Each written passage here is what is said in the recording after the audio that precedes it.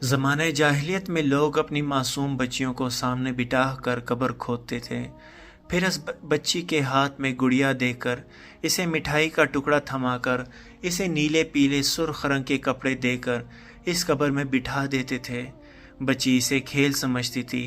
वो कब्र में कपड़ों, मिठाई के टुकड़ों और गुड़िया के साथ खेलने लगती थी। फिर ये लोग अचानक इस खेलती, मुस्कुराती और खिलखिलाती बच्चे पर रेत और मट्टी डालने लगते थे।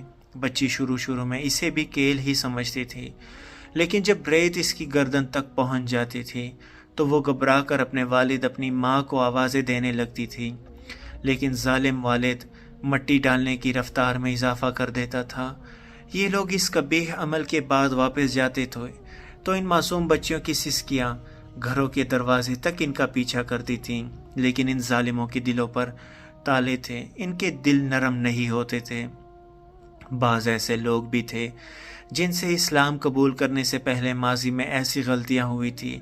एक ने वाक़या सुनाया, मैं अपनी बेटी को कब्रिस्तान ले जा रहा था। बच्ची ने मेरी उंगली पकड़ रखी थी।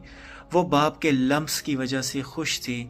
वो सारा रास्ता अपनी तोतली ज़बान में मुझसे बातें करती रही थी, मुझसे अपनी फरमाइशें भी करती रही और मैं अपना सारा रास्ता इसे और इसकी फरमाइशों को बहलाता रहा। मैं इसे लेकर कब्रिस्तान पहुंचा। मैंने इसके लिए कब्र की जगह मुंतखब की। मैं नीचे ज़मीन पर बैठा और अपने हाथों से रेत उठाने लगा। मेरी बेटी ने मुझे काम करते देखा तो वो भी अपने काम में लग गई। वो भी अपने नन्हे हाथों से मिट्टी खोदने लगी। हम दोनों बाप बेटी रेत खोदते रहे। मैंने इस दिन साफ कपड़े पहन रखे थे।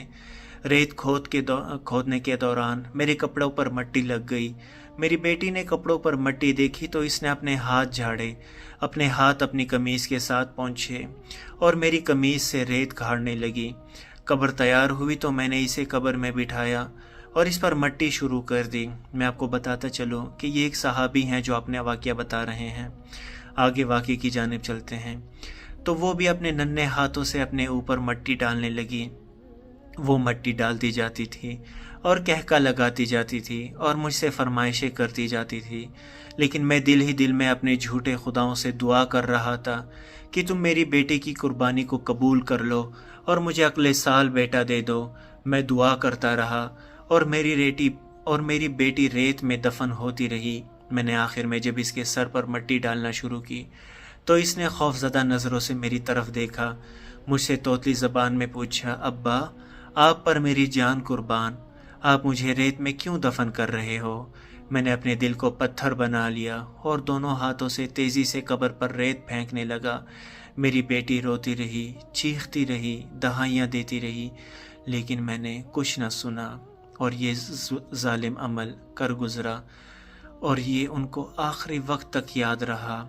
यकीनन हजूर पाक सल्लल्लाहु अलैहि वसल्लम इस दुनिया के लिए रहमतुल लिल आलमीन बनकर आए, क्योंकि इन्होंने ज़माने जाहिलियत से अरब को निकाल कर इस जाहिलियत और जुल्म के अक़दाम से उन्हें रोका और औरत को, बच्चियों को उनका हकीकी मकाम अता फ़रमाया।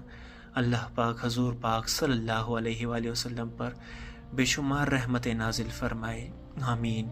अल्लाहुम्मा सल्ली अला सय्यदिना मुहम्मद व अला आलि सय्यदिना मुहम्मद व बारिक वसल्लिम।